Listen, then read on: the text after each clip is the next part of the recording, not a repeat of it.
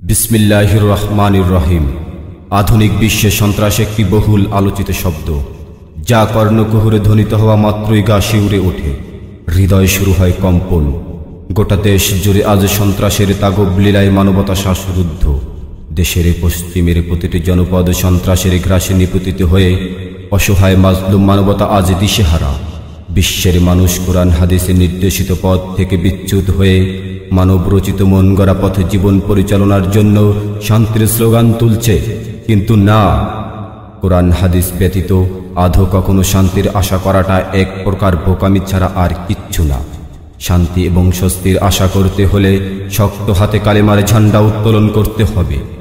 আমাদের নাকের ডগায় যখন ইংরেজদের ঘনাঘটা দেখা দিয়েছিল, যখন বাংলার মা বোনের ইজ্জতের উপর পশুর মতো ঝাঁপিয়ে পড়েছিল, আমার ইসলামকে নিঃশেষ করতে চেয়েছিল, আমার মুসলমান ভাইকে উলঙ্গ করে বেঁধে রেখেছিল, আমার কোরআনকে নিঃশেষ করতে চেয়েছিল, ঠিক তখনই আবির্ভাব হলো সিংহের ন্যায় গর্জন দিয়ে উঠল অলিকুল শিরোমণি হাজী শরিয়তুল্লাহ রহমতুল্লাহ আলাই।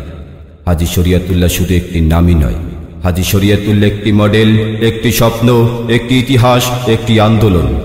শুধু হাজী শরিয়তুল্লাহই নয়, যুগে যুগে তার রক্ত ইসলামের সপক্ষে কথা বলেছে। কিষান কিষানি দিন মজুর হিন্দু মুসলিম সবার হৃদয়ের স্পন্দন ছিলেন পীর মুহসিন উদ্দিন দুদু মিয়া। ইমানি শক্তিকে পুঁজি করে অগ্রপানে ছুটেছিলেন, শরীরের তাজা খুন ঢেলে দিতেও দ্বিধাবোধ করেননি। দেশের মানুষকে নৈরাজ্যকর পরিস্থিতির ঘোর কালো অন্ধকার থেকে আলোর পথে ফিরিয়ে আনার জন্য হাজী শরিয়তুল্লাহর হাতে গড়া বাংলাদেশ ফরাইজি আন্দোলন, সুশিক্ষার ব্যক্তি গঠন, মানব সেবার কিংবদন্তি বাংলাদেশ ফরাইজি আন্দোলন, চলমান বিশ্বের নাশকতার বেড়াজাল থেকে মুসলিম জাতিকে আলোর পথে ফিরিয়ে আনার আহ্বান সামনে নিয়ে অগ্রপানে ছুটেছিলেন বীর বাহাদুর আবু বকর মিয়া। কোরআনের পক্ষে কথা বলার অপরাধে ইসলামের শত্রুরা নির্মমভাবে তাকে শহীদ করে। যুগের পর যুগ ধরে আল্লাহর প্রিয় সৈনিকেরা এভাবেই নিজেদের জীবনকে বিলীন করে দিয়েছেন।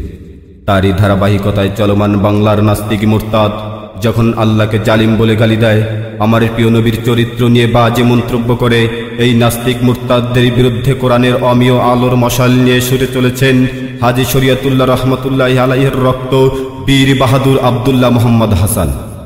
এভাবেই যদি আমরা কাঁধে কাঁধ মিলিয়ে এক পথে হাঁটি, আল্লাহর জমিনে একদিন খেলাফত প্রতিষ্ঠিত হবেই ইনশাআল্লাহ।